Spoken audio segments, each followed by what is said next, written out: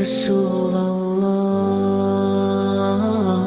جی ثنا خان صاحبہ کی ہدایت پر آنے پر ایک ویڈیو بنائیں۔ مفتی ظفر حسین قاسمی آفیشل صاحب، جی بالکل، اللہ تبارک و تعالی جو ہے جس سے چاہتا ہے اپنی ہدایت کا کام لے لیتا ہے۔ وہ علامہ اقبال نے کہا تھا پاسباں مل گئے کعبے کو صنم خانے سے۔ واقعتاً یہ ان کا ثنا خان صاحبہ جو ہیں جنہوں نے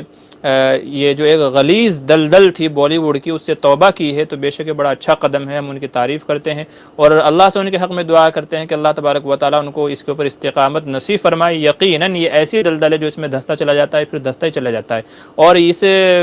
جو ہے انڈسٹری کے اندر آ کر کے، اس غلیظ دلدل کے اندر آ کر کے نہ آدمی کا ایمان و یقین محفوظ رہتا ہے، نہ عزتیں محفوظ رہتی ہیں، آدمی شرابی کبابی بن جاتا ہے، نہ اس کی عزت محفوظ رہتی ہے، نہ مال و دولت اس کا محفوظ رہتا ہے۔ اب دیکھیے بالی ووڈ میں کیا ہنگامہ مچا ہوا ہے۔ تو کہنے کا مطلب یہ ہے کہ جو اس دلدل سے نکل گیا ہے واقعی بڑی ہمت کی بات ہے اور بڑی قربانی کی بھی بات ہے کہ واقعی جس کو شہرت کا چسکا لگ جائے پھر اس سے باہر نکل کر کے آنا، گمنامی کی زندگی جینا، یہ کوئی آسان کام نہیں ہے۔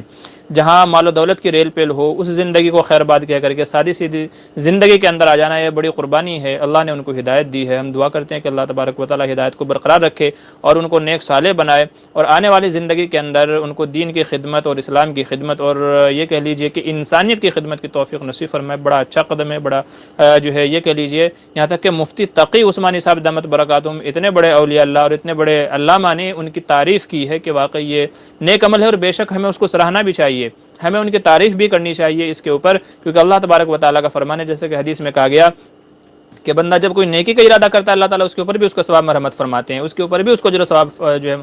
مرحمت فرماتے ہیں، پھر اگر وہ اچھا عمل کر لیتا ہے تو مزید اس کو ثواب عطا کرتے ہیں۔ تو اس لیے جو بندہ خیر کی طرف آتا ہے، دین کی طرف آتا ہے، ہدایت کی طرف آتا ہے، تو ہمیں اس کو سپورٹ بھی کرنا چاہیے، اس کی تعریف بھی کرنا چاہیے تاکہ اس کو اچھا لگے اور اس کو اچھا محسوس ہو کہ ہاں واقعی میرا یہ عمل تھا، اچھا تھا۔ تو اس لیے اس کی تعریف کرنی چاہیے، سراہنا چاہیے اور اس کو سپورٹ بھی کرنا چاہیے، یہ تمام چیزیں کرنی چاہیے، تو ہم ان کے حق میں ہیں۔ اور ایسے ہی ہم اپنے ہر اس کلمہ گو مسلمان کے حق میں دعا کرتے ہیں جو اس دلدل کے اندر پھنسا ہوا ہے کہ اللہ تبارک و تعالیٰ اس چکا چوند سے اس کو باہر نکالے، دین اور اسلام کی سمجھ عطا فرمائے، اسلام اور شریعت کی سمجھ عطا فرمائے اور دین کے مطابق زندگی گزارنے کی توفیق نصیب فرمائے۔ اللہ تبارک و تعالیٰ ہم سب کو ہدایت اور صراط مستقیم پر چلنے کی توفیق نصیب فرمائے۔